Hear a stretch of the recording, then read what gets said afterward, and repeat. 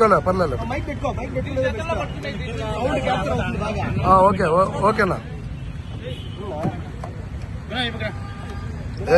రాజ్యాంగ నిర్మాత భారతదేశంలో ఇంత పెద్ద దేశానికి తన జీవితాన్ని కూడా త్యాగం చేస్తూ ఒక రాజ్యాంగాన్ని నిర్మించి భారతదేశ ప్రజలంతా కూడా సమాజంగా ఉండాలని చెప్పి, దేశ ప్రజలంతా కూడా ఉన్నతంగా ఉండాలని చెప్పి, భారతదేశం ప్రపంచ దేశాల్లో మొదటి స్థానంలో నిలవాలని చెప్పి అహర్నిశలు ప్రయత్నం చేసి అహర్నిశలు ఆయన తన జీవితానంతా కూడా సర్వస్వాన్ని దేశం కోసం, బడుగు బలహీన వర్గాల కోసం, పేదల కోసం, మహిళల కోసం, అణగారిన వర్గాల కోసం పనిచేసినటువంటి మహనీయుడు డాక్టర్ బాబాసాహెబ్ అంబేద్కర్.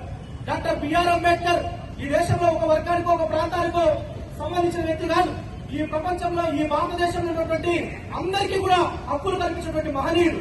అలాంటి మహనీయుడిని అమిత్ షా, కేంద్ర హోంమంత్రి అమిత్ షా మాట్లాడుతూ ఆయన అంబేద్కర్ అంబేద్కర్ అంబేద్కర్ అని పేరు చెప్పే బదులు మీరు ఎవరిపైనా దేవుడి పేరు స్మరిస్తే మీకు స్వర్గ ప్రాప్తి కలుగుతుంది అని చెప్పి ఆయన చాలా అవహేళనగా మాట్లాడాడు.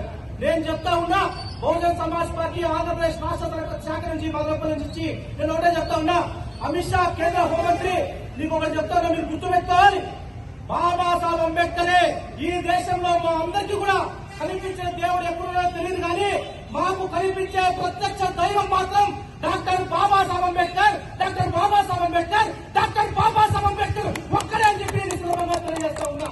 ఈ రోజు మేము సంతోషంగా ఈ దేశంలో చాలా మంది అణగారిన వర్గాలంతా కూడా మంచి పంట కట్టుకోగలుగుతున్నారు, తిండికి తిరగలుగుతున్నారు, 10 మందితో తిరగలుగుతున్నారు. దానికి ఒకే ఒక కారణం doctor B R Ambedkar. Doctor B R Ambedkar వ్యక్తిని ఈ భారతదేశంలో పుట్టకపోతే ఈ దేశంలో ఎన్నో కోట్ల మంది జీవితాలని కనీసం మనం ఊహించుకోలేని పరిస్థితి. డాక్టర్ బిఆర్ అంబేద్కర్ యొక్క త్యాగం, బాబాసాహెబ్ అంబేద్కర్ యొక్క జీవితం అంత గొప్పది. ఆయన మీరు అవహేళన చేసి మాట్లాడుతున్నారు. కాబట్టి నేను ఒకటే చెప్తా ఉన్నా, అమిత్ షా వెంటనే ఆ పదవికి రాజీనామా చేయాలి. ఎందుకు రాజీనామా చేయాలంటే అవహేళనగా మాట్లాడి అమిత్ షా రాజీనామా చేయాలి. ఇంతవరకు కూడా నరేంద్ర మోడీ ప్రధానమంత్రి ఒక్కటంటే ఆయన వెనకొసుకుని వస్తా ఉన్నాడు కానీ ఒక్క చోట కూడా అవునని మాట్లాడిన తప్పు. నేను క్షమాపణ కోరుతా ఉన్నా, అదేదో పొరపాటుగా మాట్లాడని చెప్పి ఆయన మాట్లాడారంటే వాళ్ళకు ఎంత నిజంగానే అహంకారం అనేది వాళ్ళ మనసుల్లో ఉందో ప్రత్యక్షంగా కనపడతా ఉంది. నేను అదేవిధంగా నిన్నటి రోజున ముఖ్యమంత్రి చంద్రబాబు నాయుడు గారు మాట్లాడుతూ ఉన్నాడు, కాంగ్రెస్ పార్టీ వాళ్ళు అది చేశారు ఇది చేశారని. అంటే కాంగ్రెస్ పార్టీ వాళ్ళు చేసింది వాస్తవం, కాంగ్రెస్ పార్టీ ఇంకేం తక్కువ కాదు. కాకపోతే కాంగ్రెస్ పార్టీ చేసిందని చెప్పి మీరు కూడా అదే విధంగా మాట్లాడుతున్నారా? చంద్రబాబు నాయుడు గారు కూడా వాళ్ళ మాటల్లో చిత్తశుద్ధి ఎక్కడ కూడా లేదు.